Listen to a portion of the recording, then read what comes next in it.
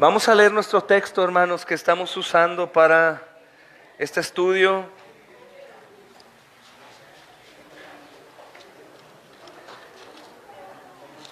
Juan 17:3, ¿verdad, hermanos? Somos muy bendecidos, Señor.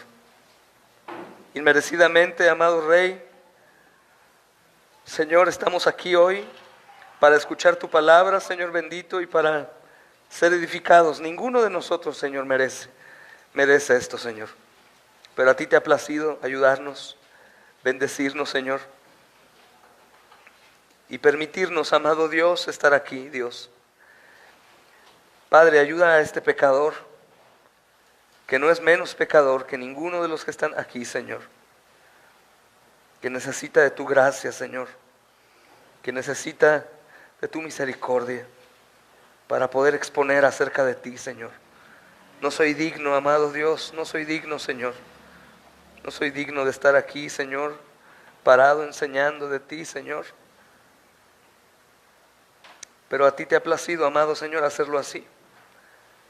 Permíteme, amado Señor, hoy ser usado por ti, Santo Espíritu de Dios, y hablar en tu nombre, y que la iglesia sea edificada, Señor. Que seamos nutridos, Señor, que nuestras almas sean alimentadas. Queremos, amado Dios, conocerte a ti, al único Dios verdadero, y a Jesucristo a quien has enviado. Porque queremos vivir en la vida eterna hoy, ahora, Señor, aquí. Ayúdanos en nuestras debilidades, ayuda a los niños en su incredulidad. Ayuda a los jóvenes, amado Señor, en su rebeldía, en su incapacidad para creer en ti, Señor. Ayúdales, pues están, amado Señor, en graves problemas con un mundo que los atrae y los distrae de todo, Señor, sintiéndose sabios cuando no sabe nada, Señor. Igual que a nosotros, ayúdanos, Señor, porque estamos incapacitados por nuestra propia naturaleza de hacer aquello que bien a ti te agrada, Señor. Muchos han sido engañados, amado Rey, y piensan que hacen lo suficiente o lo que pueden. Están fríos ante tu palabra, indiferentes ante tu iglesia, Señor. Ayuda a todos, Señor, que el poder de tu palabra destape nuestros sentidos, Señor, para que entre nosotros, amado Rey, no haya ni la menor duda de quién tú eres y quiénes somos nosotros. Gracias te damos, Señor, por tu perfecto y glorioso, eterno amor, y por la gracia, Señor, que ha sido dada a todos nosotros para salvación. En el nombre de Jesús, amén y amén. Estamos estudiando esta serie, hermanos, acerca de la doctrina de Dios. La lección pasada estudiamos el Espíritu es Dios. El Espíritu es Dios. Pero ahora el tema, hermanos, es Dios es Espíritu, como una confirmación de lo que hemos enseñado el estudio pasado. Y algunos de nosotros hace años ya estudiamos esto, hermanos. En 2 ocasiones lo hemos hecho. Muy al principio de la congregación, desde que empezó en San Sebastián, y después a algunos de ustedes ya les tocó estudiar esto en un estudio titulado El único Dios verdadero. Pero ahora vamos a retomar, hermanos, este tema porque es necesario. Estuvimos hablando de la Trinidad, estuvimos hablando de la deidad del Hijo, estuvimos hablando de la deidad del Espíritu Santo. Hoy confirmamos, Dios es Espíritu. Amén, hermanos. Saludamos a nuestros hermanos que están viéndonos por la transmisión en vivo. Gracias a Dios por sus vidas. Dicen buenas noches los hermanos.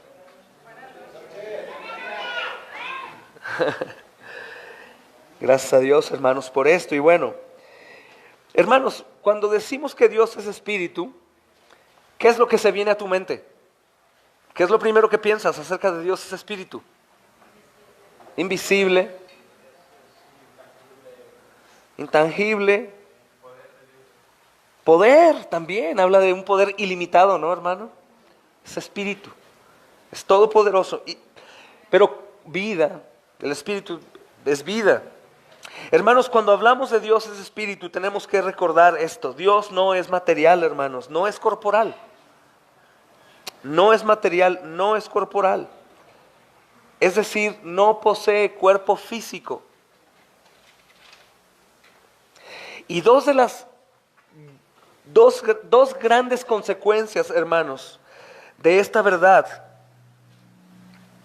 de las más grandes, hermanos, consecuencias de esta verdad. Número uno, es que Dios no está confinado por ninguna de las restricciones físicas tan comunes en la humanidad.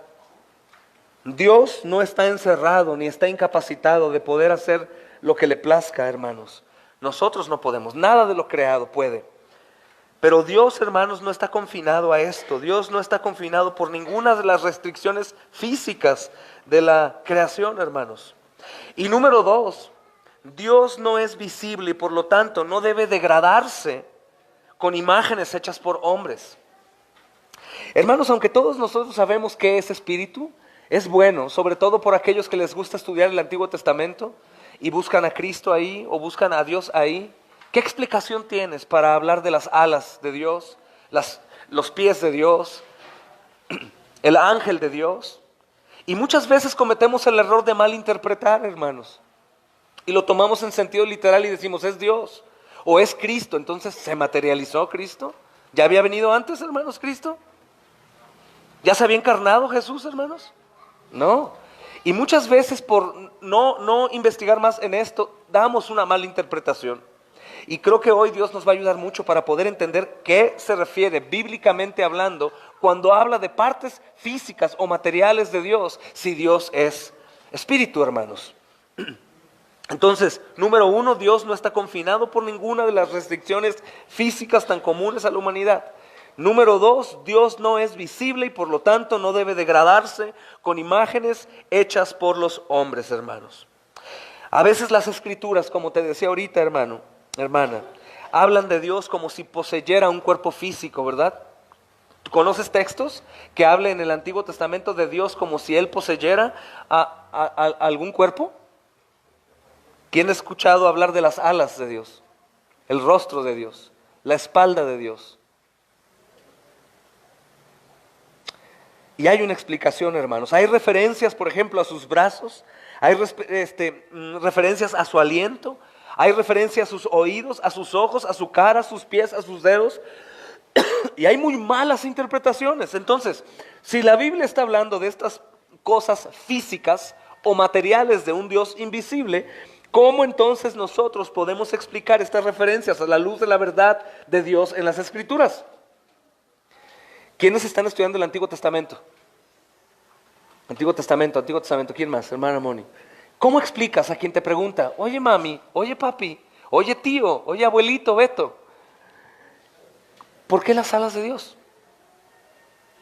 ¿O por qué el ángel de Dios? ¿O por qué el rostro de Dios? ¿O por qué las manos? ¿Qué dices tú cuando te preguntan? Es mejor quedarte callado, ¿no? Porque si no, vas a meterte en apuros, Antiguo Testamento, y hablar de un Dios material, cuando Dios es espíritu, hermanos. Entonces, es importante este tema, aunque nosotros creemos ya saberlo, hermanos, para poder explicar a nuestros hijos, a nuestra esposa, a nuestras hermanas, hermanos, amigos, la iglesia, o aún para presentar defensa de la fe en la calle, cuando evangelizas. Habrá preguntas acerca de esto, hermanos, porque las Escrituras hablan de Dios como si poseyera un cuerpo físico, y existen muchas referencias de brazos, de espalda, de aliento, de ojos, de cara, de pies, de dedos, etcétera. ¿Cómo vamos a explicar? ¿Cómo podemos explicar estas referencias a la luz de la verdad de que Dios es espíritu? Hermanos, en la teología, estas referencias se consideran como expresiones antropomórficas y se puede entender así: antropos, hombre, y morfe, forma, es decir, forma de hombre o hombre formado, antropomórficas. En otras palabras, hermanos, Dios simplemente se está atribuyendo características humanas para participar de verdades acerca de sí mismo en una manera en que los hombres puedan comprender. Si tú quieres saber por qué el Antiguo Testamento habla como si Dios tuviese un cuerpo físico, material, visible. Y si vemos muchos pasajes, hermanos, importantes de esto, aún Jacob peleando con Dios. ¿Cómo explicas eso? ¿Cuántos no llegaron a decir que ese ángel era Jesús? Entonces vino antes Jesús. ¡Wow! ¡Qué peligroso, hermanos! Una sola mala interpretación puede transgredir por completo muchas verdades o las más básicas en la Escritura. O Dios se materializó y tuvo cuerpo y ese cuerpo lo abandonó. O en realidad Él es tan poderoso que rompe a su propia regla de ser espíritu. Hablo Antiguo Testamento. Entonces Dios simplemente en estas verdades, hermanos, se atribuye características humanas para participar de verdades acerca de sí mismo con la intención de que los hombres podamos entender. Que podamos comprender estas cosas. Por ejemplo, hermanos, la Biblia habla de alas de Dios y de su pueblo amparándose bajo la sombra ¿de dónde?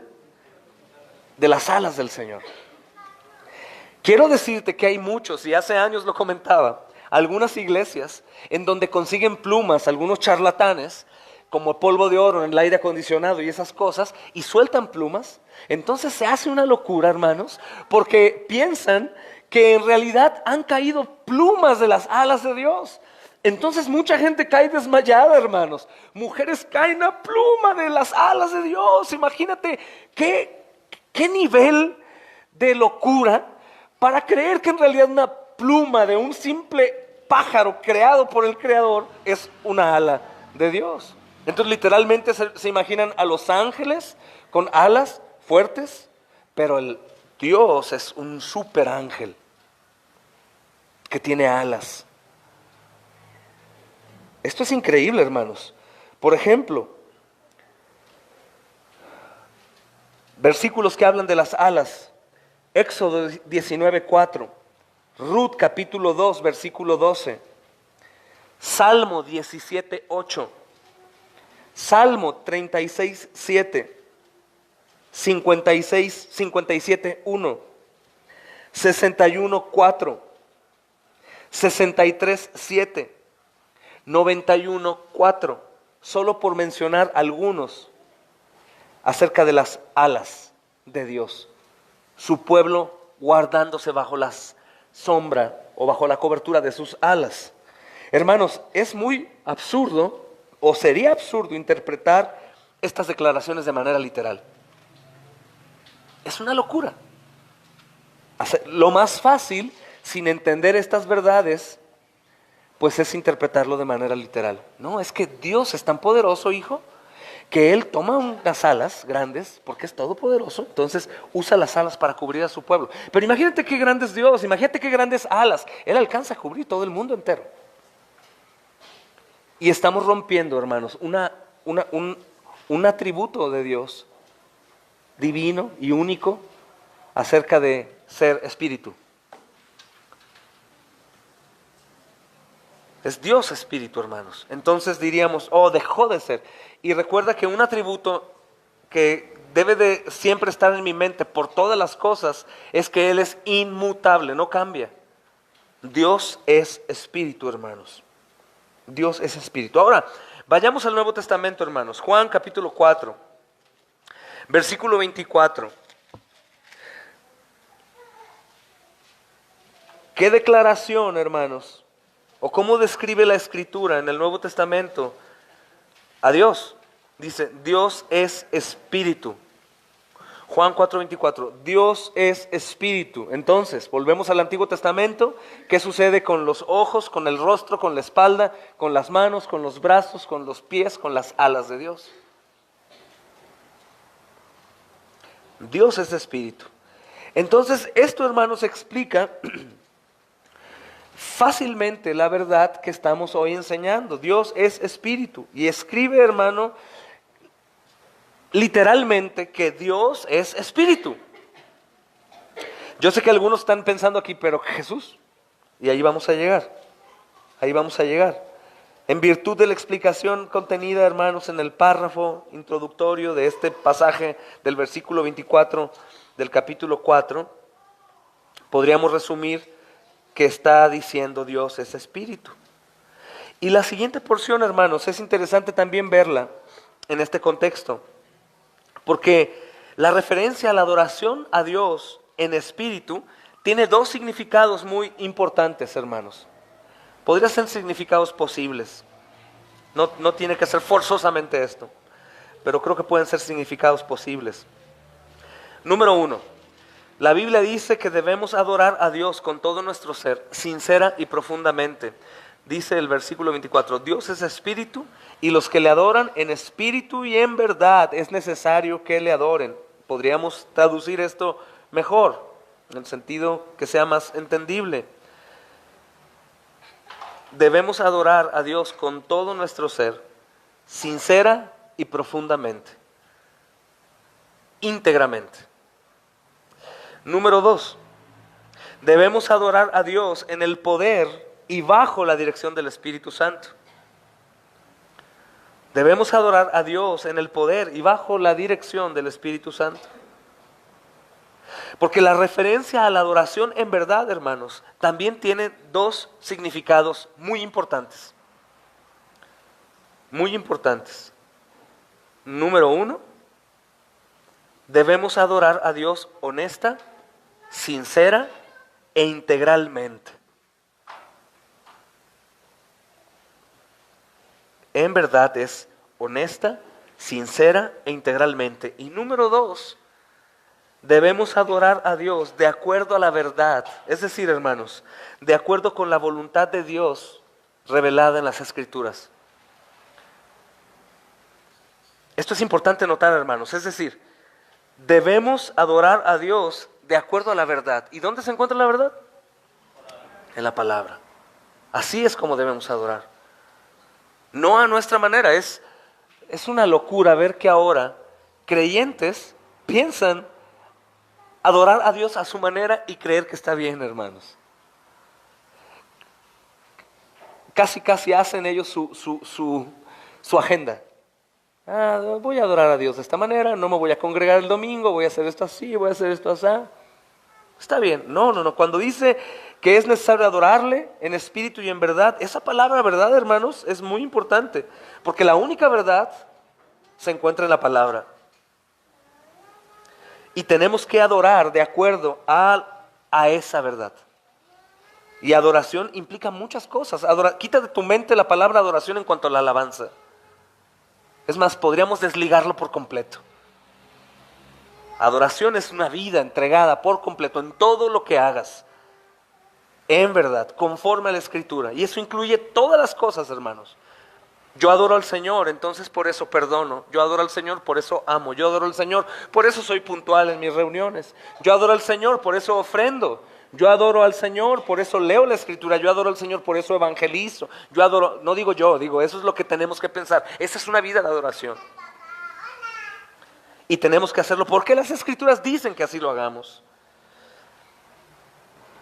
Debemos adorar a Dios, que es espíritu. Y esto implica también, hermanos, por otro lado, que debemos evitar asociar a Dios con un edificio religioso o atribuir, hermanos, a Dios alguna necesidad o limitación humana. Aunque bien hemos entendido, hermanos, que el Señor no habita en templos hechos por manos de hombre, aún así llegamos a creer que hay lugares determinados más sagrados que otros. El cuarto de oración, el lugar de reunión. Y no está mal, hermanos, tener un espacio y estar aquí. Sabemos que Dios está aquí. Y si este lugar en donde nos reunimos se le ha llamado templo, o alguno de nosotros le llama templo, es entendiendo que las pequeñas piedras que somos nosotros formamos un templo cuando estamos aquí reunidos y el Espíritu de Dios está en nosotros y a través nuestro. O sea, no es pecado decir que este es el templo. Porque si vamos al significado de un templo, hermanos, vamos a encontrar que es un lugar en donde se rinde culto o adoración. Pero lo que debemos entender es que el lugar no es por sí solo especial. O porque Dios está limitado a estar aquí. Dios va a estar en cualquier lugar en donde tú y yo estemos. No tiene límite, hermanos. ¿Recuerdan lo que dice Hechos, capítulo 17? Versículo 24 y 25.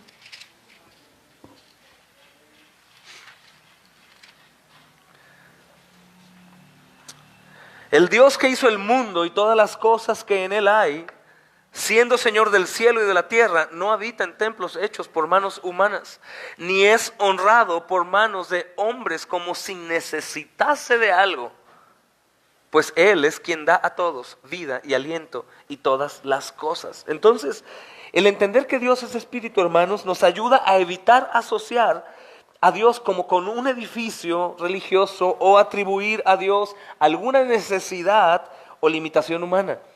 Hermanos, esto de alguna necesidad tiene tanto significado. Sin darnos cuenta, en ocasiones creemos que Dios nos necesita. En el incrédulo, hablo del incrédulo, un católico romano es un incrédulo del Dios verdadero. Entre el lenguaje de ellos, cuando un niño muere, un joven, un señor, una persona, dicen, es que ya se fue porque Dios lo necesitaba en el cielo. ¿Sí han escuchado eso o no? Dios no necesita a nadie, ni a nosotros, hermanos. Podríamos decir que la palabra más adecuada sería ocupa. Nos ocupa su espíritu para hacer lo que le plazca, pero no nos necesita, hermanos. A nadie, ni aún a un Juan el Bautista, por ejemplo, que predicaba un mensaje muy bonito, el hermano Carlos, en Capilla de Milpillas el domingo. Ni aún él, que era el hombre más grande de todos los hombres. Yo siempre digo después de Jesús, porque Jesús era hombre también. Pero ni aún a él lo decapitaron, hermanos. ¿Y ahora qué vamos a hacer? Apóstol Pablo, todos, ninguno. Eso es importante. Es otro tema, pero es importante saber que no somos necesarios para la obra, hermanos. Solo estamos siendo ocupados para hacer a veces nada visible. Eso nos golpea el orgullo y el ego y todo lo demás, hermanos. Saber que nos morimos y las cosas siguen. Wow, polvito, hermanos. Entonces el hecho de que Dios no tiene necesidad, hermanos, demuestra maravillosamente, por ejemplo, en el Salmo 50, vayan conmigo. Salmo 50, versículo 10 y al 12. Dice, porque mía es toda bestia del bosque y los millares de los animales en los collados. Conozco a todas las aves de los montes y todo lo que se mueve en los campos me pertenece, dice Dios. Si yo tuviese hambre, no te lo diría a ti, porque mío es el mundo y su plenitud. Vamos a juntarnos a orar, hermanos, porque Dios nos necesita. Tú necesitas de Dios. Tú necesitas reunirte hoy. Tú necesitas reunirte a orar. Tú necesitas ir a las reuniones en casa. Tú necesitas congregarte los domingos. Porque si no necesitas eso, es porque muy probablemente tú no seas cristiano. Aunque tengas siglos creyendo que lo eres.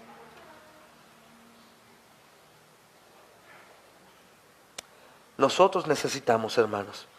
Es increíble este texto, ¿no? Porque mía es toda la bestia del bosque y los millares de animales en los collados. Conozco a todas las aves de los montes. Isaías dice que conoce todas las estrellas y aún por su nombre.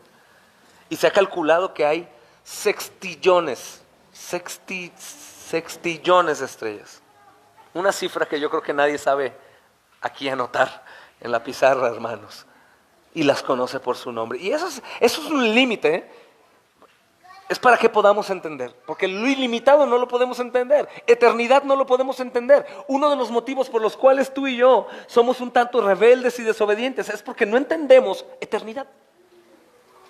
Si entendiéramos eternidad, como continuamente lo digo, hermanos, sería otra cuestión. Sería otra cuestión. El Señor es el todo, está completo, autoexistente, extremadamente feliz. El Señor no va a estar triste cuando tú y yo pecamos, hermanos, como algunos creen. Ándale, arrepiéntete porque Diosito, dicen, está triste, está llorando. Él es feliz, hermanos. Él está perfectamente bien. Aunque si bien entendemos la parte de Dios Espíritu que se contrista, no nos imaginamos a un Dios que entra en depresión y va a buscar ayuda, hermanos.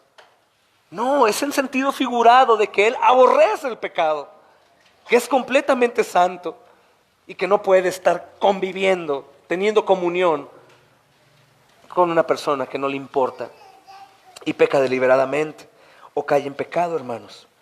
Miren Hebreos capítulo 11, versículo 27, con referencia a esta gloriosa verdad de la grandeza, la insignificancia nuestra, hermanos.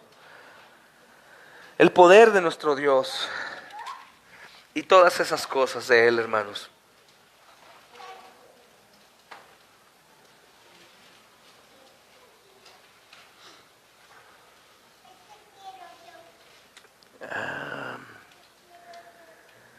dejó Egipto, no temiendo la ira del rey porque estuvo...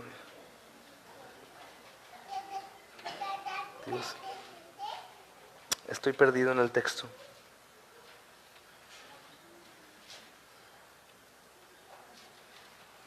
Déjenme localizar lo que es un texto que tengo mal anotado. Dios es el invisible. Tengo anotado Hebreos 11:27. Oh, sí, perdón, estoy bien. Dice, por la fe dejó Egipto, no temiendo la ira del rey, porque se sostuvo como viendo al invisible. Hermanos, esta palabra es la que nos concierne aquí, en este caso. Si Dios es invisible, ¿cómo podemos explicar entonces los pasajes de las Escrituras donde parece que Él se revela a sí mismo en forma visible? Si Dios es invisible, ¿cómo nosotros vamos a poder reconciliar en nuestra mente estas cosas? Y para contestar, antes debemos entender dos principios de la interpretación bíblica, hermanos. Número uno, el primero, la Biblia no se contradice a sí misma. Hay algunos que han llegado a decir, si Dios es espíritu y aquí está de manera material, alas, ojos, manos, pies, cuerpo, cara, espalda, entonces hay una contradicción, pero no importa, sigue siendo la palabra de Dios. Es de Dios y aunque se contradiga no importa. No, hermanos, hay una regla, no se contradice nunca, jamás. Nunca, es perfecta la palabra de Dios. Segundo, los pasajes de las Escrituras que son difíciles de interpretar, hermanos, con certeza deben ser interpretados a la luz de aquellos pasajes cuya interpretación es inconfundible. Vas a encontrarte con algunos pasajes que son difíciles de interpretar. Si Dios quiere que sean interpretados, como algunos textos en Apocalipsis, que hay algunos atrevidos que los interpretan, aun cuando muchos de estos no podemos interpretarlos porque son cosas que no suceden aún. No todo, pero hay muchos que no suceden. Los vamos a poder interpretar bien, ¿sabes cuándo? Cuando sucedan. Hay otros pasajes que a Dios simplemente no le place revelarnos, hermanos.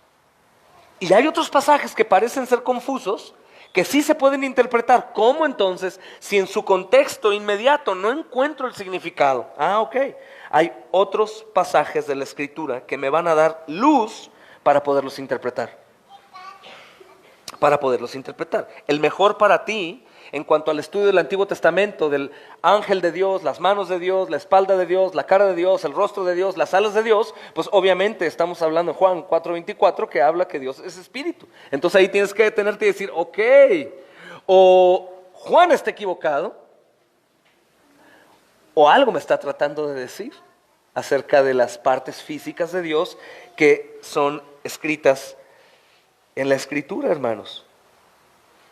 La Biblia jamás se contradice y los pasajes difíciles los vamos a interpretar, si Dios ha permitido, con aquellos pasajes, hermanos, que son claros, que son de una interpretación clara e inconfundible. El contexto general nos ayuda mucho, hermanos.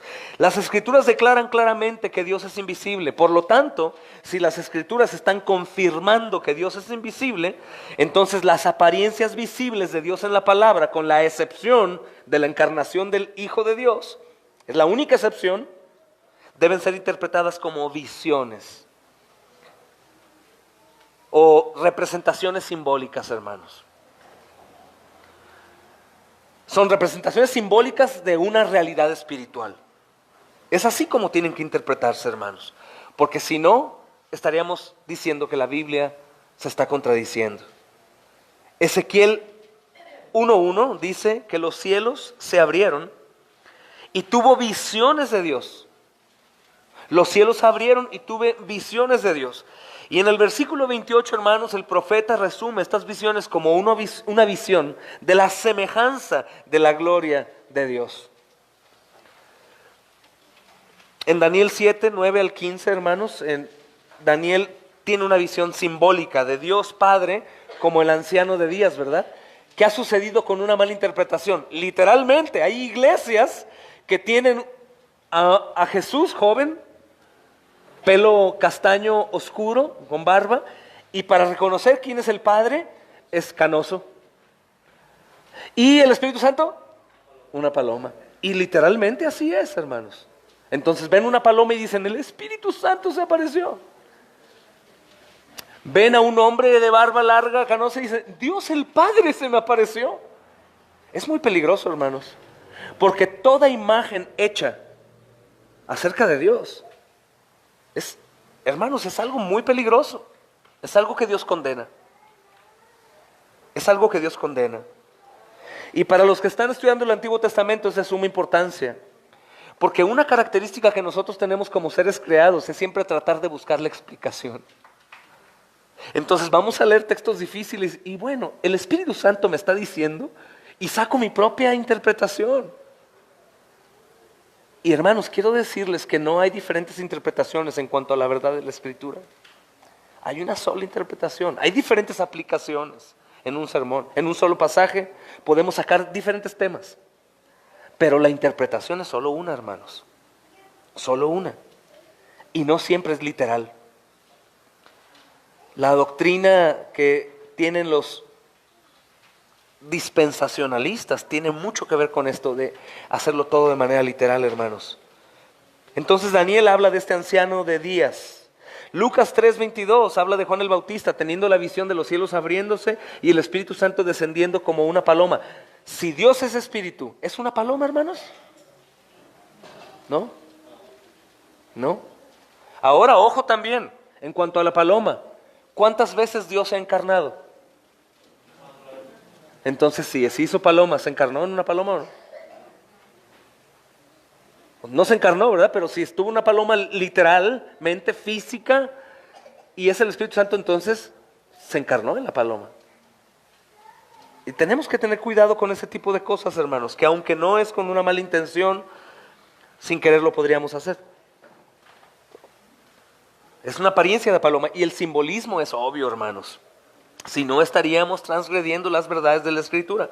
Miren, vayamos, hermanos, a 1 de Timoteo, capítulo 1.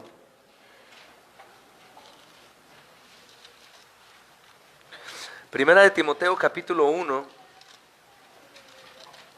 versículo 17. Y veamos qué afirma la Escritura acerca de Dios y especialmente acerca de ser invisible, de su invisibilidad. Versículo 17 dice, por tanto, 1 Timoteo 1:17, por tanto, al Rey de los siglos, inmortal, ¿y qué dice? Invisible, al único sabio Dios, sea el honor y la gloria por los siglos de los siglos, amén. Invisible, invisible. ¿Cuántos no llegaron a hacerle la pregunta a algún pastor o algún hermano con un poco de más de conocimiento bíblico y le dijeron, hermano, entonces ¿por qué la Biblia dice que Dios vio cara a cara a Moisés o viceversa? ¿Te lo llegaste a preguntar o no? ¿Por qué si la Biblia, por qué lo vio cara a cara? Entonces Moisés sí lo vio, ¿verdad? Hermanos, tenemos que entender el simbolismo, es importante para no echar, hermanos, ideas erradas a nuestra mente. Entonces, 1 Timoteo capítulo 1 versículo 17 sigue afirmando lo que Juan está afirmando en el capítulo 4 versículo 24, es espíritu, es invisible, inherente, inmaterial. 1 Timoteo ahí mismo, capítulo 6, hermanos, versículo 15.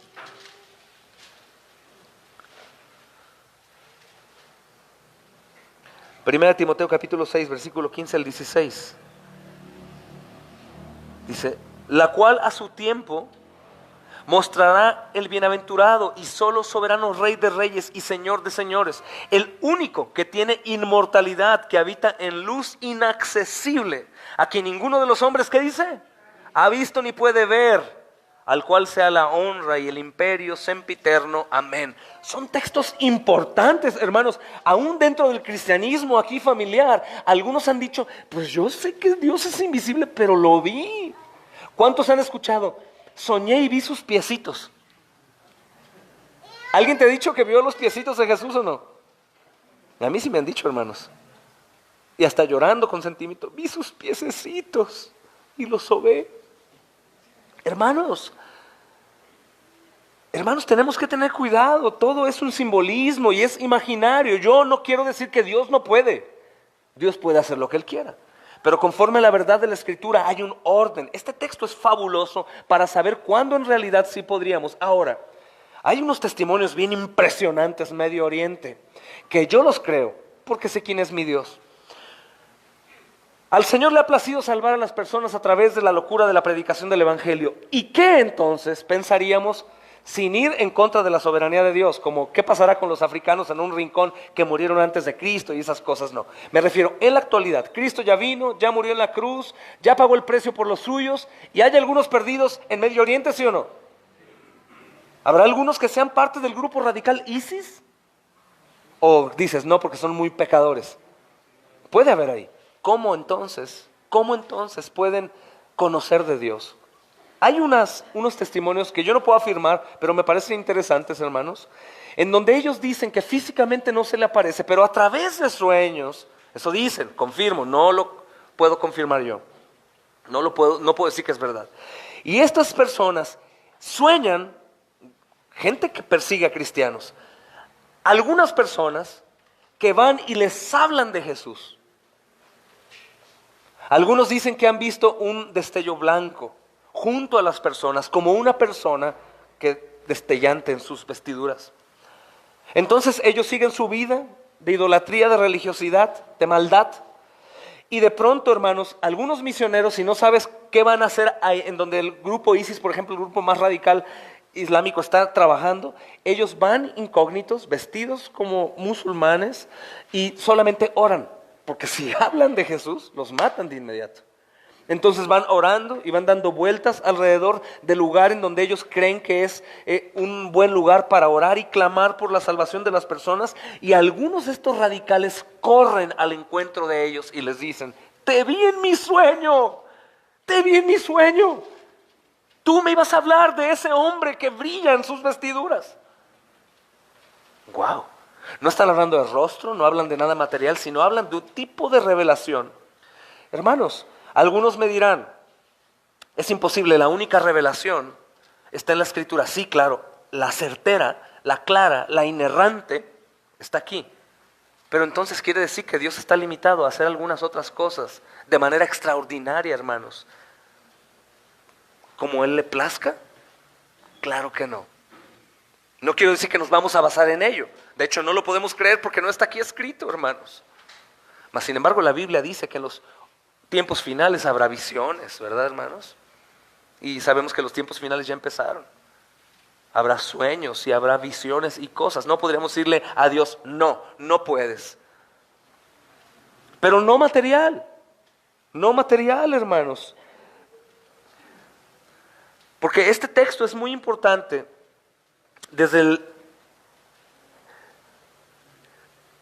Dice, el cual a su tiempo mostrará el bienaventurado y solo soberano Rey de reyes y Señor de señores, el único que tiene inmortalidad, que habita en luz inaccesible, a quien ninguno de los hombres han visto ni puede ver.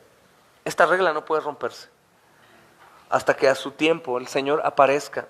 Y tú dices, ¿cómo entonces voy a conocer a Dios? Y algunos dicen, ¿cómo será Dios? ¿Será una energía? ¿Será un destello blanco?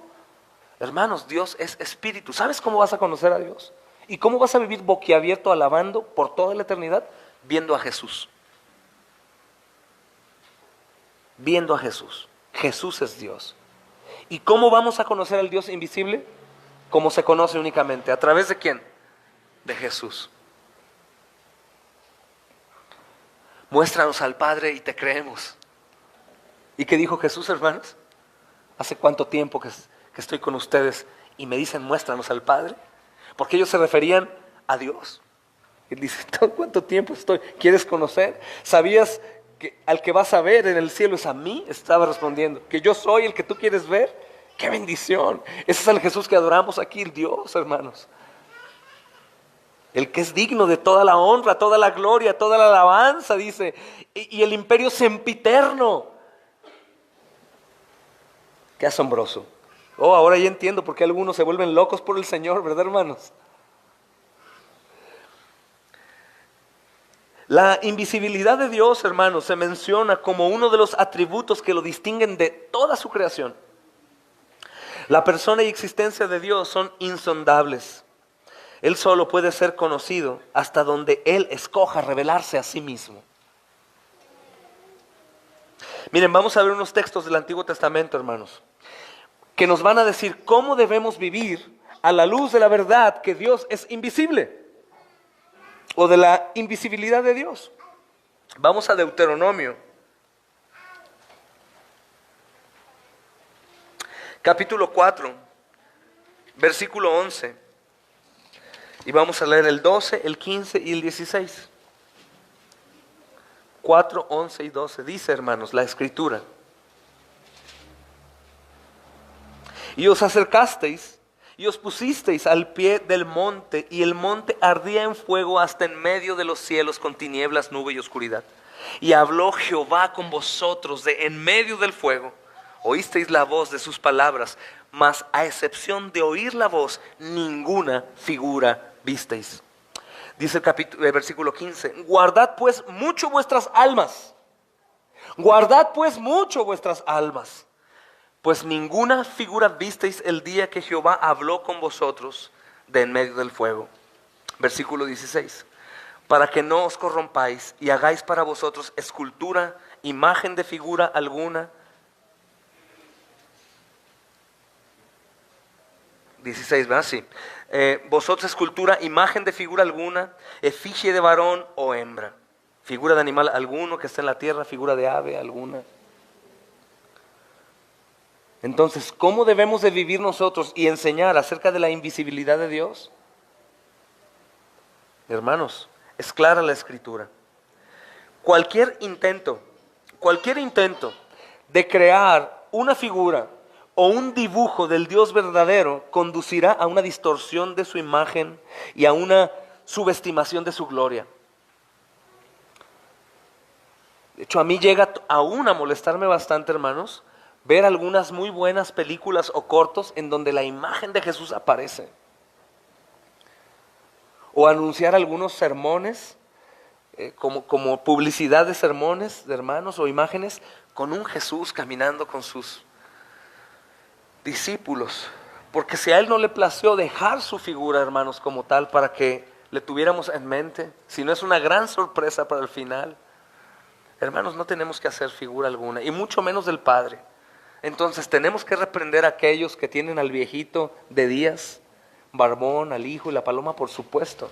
Y tenemos que enseñarle, hermano, eso es una aberración.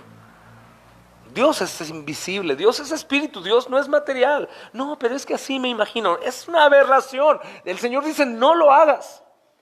Esto es en un contexto un tanto diferente al mandamiento de no hacer ídolos, hermanos, de Éxodo 20, Deuteronomio 6. Este va en relación a eso, a no tratar de esculpir o de pintar y creer que así es. Es peligroso, hermanos, es muy peligroso. De hecho, es algo que se debe evitar por completo. Por completo. Entonces, hermanos, es más claro de lo que podemos ver la realidad de que Dios es espíritu, y en el Antiguo Testamento, hablando de las partes físicas, pues es simbólico. Deberíamos tener, hermanos, solo aquellos pensamientos acerca de Dios que anclen y apoyen firmemente la verdad en la Escritura. Solamente, hermanos. Solamente. Primera de Timoteo, capítulo 1, si vamos al Nuevo Testamento otra vez, hermanos.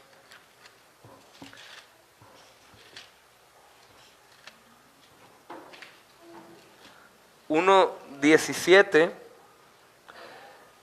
vamos a recordarlo y vamos a leer también capítulo 6, versículo 15 y 16, dice, el 17, de nuevo: por tanto, al Rey de los siglos, inmortal, invisible, al único y sabio Dios, sea honor y gloria por todos los siglos de los siglos, amén. Capítulo 6, versículo 15 y 16,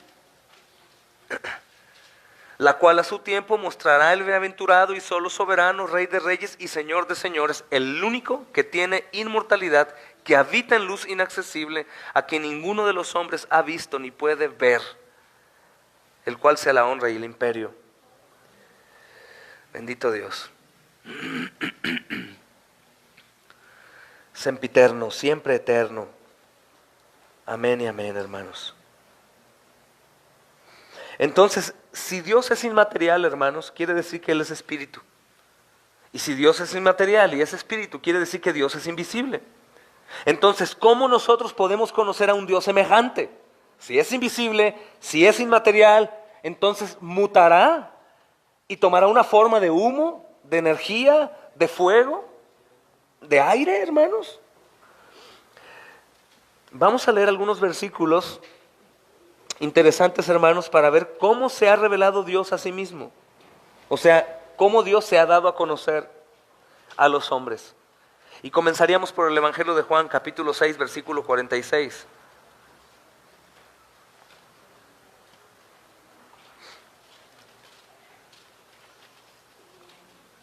Hermanos, esto es sumamente importante. Tal vez a aquellos que no les importa tanto es porque no comparten nunca el Evangelio, ni hay personas que estén constantemente preguntándoles porque ellos no están facilitando la información bíblica. Pero debería ser algo que nos importe a todos, hermanos, ser más certeros. Versículo 46, capítulo 6, amén. No que alguno haya visto al Padre, sino aquel que vino de Dios, éste ha visto al Padre. Entonces, hermanos, de acuerdo a estas palabras del Señor Jesús en Juan 6:46, ¿algún hombre ha visto alguna vez al Padre? ¿Quién ha visto al Padre? El Hijo nada más. Si nadie nunca ha visto a Dios, hermanos, a Dios el Padre, excepto el Hijo, ¿cómo el Padre se ha dado a conocer a los hombres entonces? ¿Cómo podemos entender quién es Dios? ¿Quién puede o cómo podemos explicar estas cosas, hermanos, que nos enseña Juan capítulo 1, versículo 18? Mira lo que dice. A Dios nadie le ha visto jamás. El unigénito Hijo que está en el seno del Padre, ¿qué dice? Él le ha dado a conocer.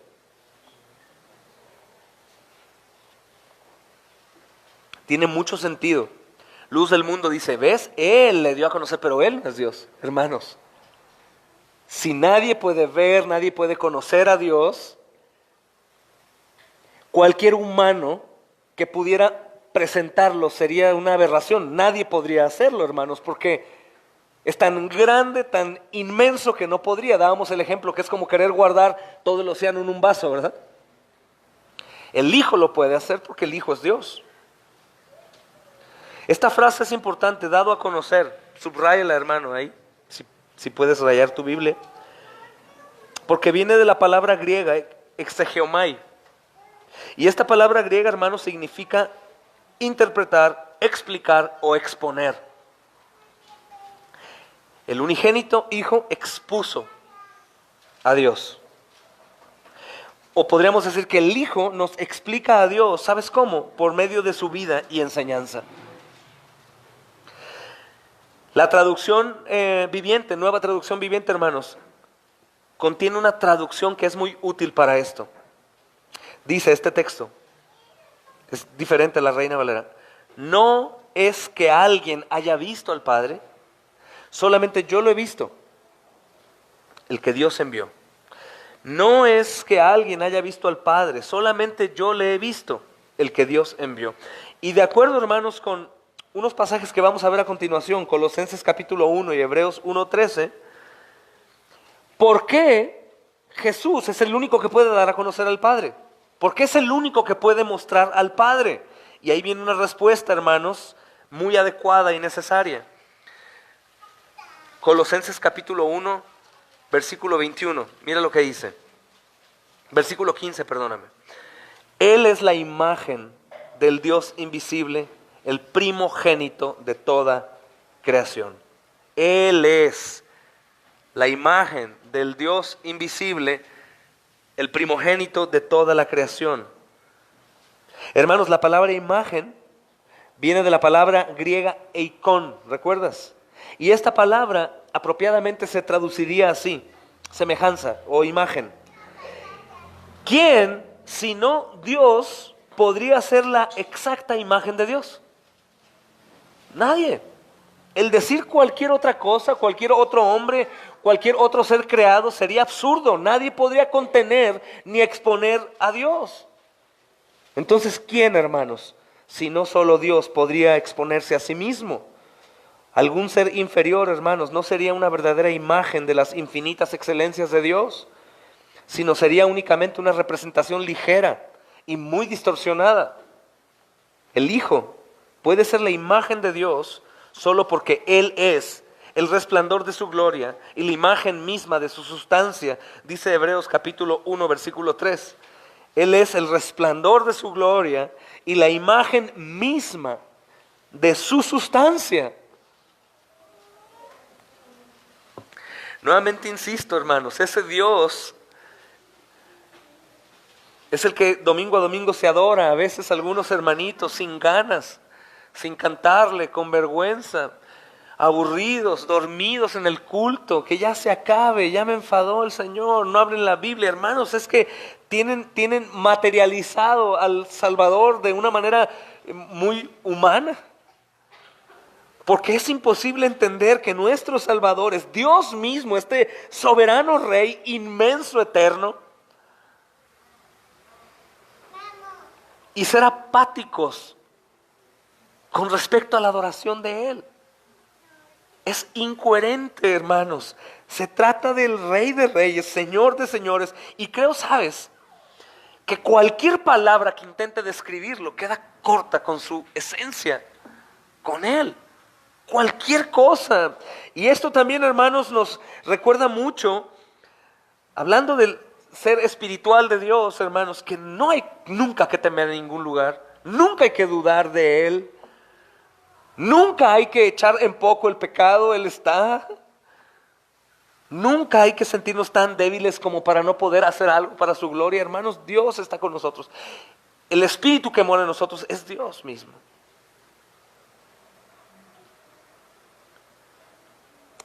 Miren, vayamos a Juan capítulo 14, hermanos. Estamos hablando del Hijo, está explicando, exponiendo a Dios, porque el Hijo es Dios. Juan 14, 9. Dice, Jesús le dijo, ¿tanto tiempo hace que estoy con vosotros y no me has conocido, Felipe? Y el que me ha visto a mí, ha visto al Padre. ¿Cómo pues dices tú, muéstrame al Padre? Decíamos hace rato, ¿no crees que yo soy en el Padre y el Padre en mí? Si el Padre, refiriéndose a Dios, hermanos, está en Jesús, ¿cómo puede ser eso posible si fuese un simple hombre? Y es importante, hermanos, reconocer que las palabras del Señor Jesús, decíamos antes, serían blasfemia si Él no fuera Dios. En todo sentido, hermanos. En todo sentido, decíamos el estudio pasado. Si Él no fuera Dios en el más completo y estricto sentido de la expresión Dios. Y es una verdad fundamental del cristianismo, que todo lo que alguna vez quisiéramos descubrir de Dios se encuentra en el hombre de Cristo Jesús. ¿Quieres conocer a Dios? Es a través de Cristo Jesús. ¿Algún día quieres ver a Dios y tú pensabas que en realidad ibas a ver una fuerza o esa energía o una luz grande? ¿Cómo será Dios? ¿Cómo será Dios? Dios es espíritu, lo siento, no se puede ver. Pero en el Hijo habita toda la plenitud de la deidad. Y vamos a conocer a Dios en la faz de Jesucristo. Amén, hermanos. En el próximo estudio, hermanos, vamos a estudiar acerca de la persona de Dios, pero titularemos Dios es personal. Dios es personal. Dios está consciente. Dios sabe de su propia existencia. Y aunque suene un tanto absurdo y lógico, es importante saberlo también, hermanos. Vamos a orar al Señor.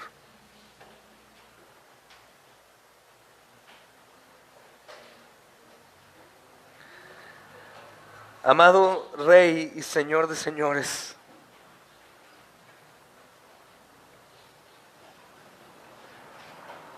tú eres el Señor, el Todopoderoso. Hoy hemos exaltado tu persona, Espíritu Santo, el mismo que nos dice en su palabra que vivamos por el Espíritu y no sigamos los deseos de la naturaleza carnal. El mismo que dice de sí mismo que se contrista ante el pecado. El mismo que es el consolador. El mismo que da convicción de pecado, de arrepentimiento y de fe. El mismo que cuida de nosotros, Dios. Oh, te amamos, Señor. Enséñanos a amarte, enséñanos a sentir plenitud. a jamás sentir soledad, a no ofenderte en esos momentos en donde el pecado está frente a nosotros y damos apertura a Él sabiendo que estás ahí. Espíritu Santo, te amamos y te damos gracias. Oh Padre, te pedimos esta noche que nos ayudes y a pesar de mí, mis hermanos puedan discernir estas cosas y vayan al estudio, a la meditación y que haya paz. Que a través de las verdades expuestas hoy, Señor, si ha habido malas interpretaciones, Señor, nos ayudes, amado Señor, a poder borrar aquellos errores, explicar y aún, Señor, a tener el valor de decir me he equivocado. Porque hemos cometido un error, Señor, al malinterpretar en ocasiones tu palabra y por lo tanto te hemos puesto un cuerpo que no tienes.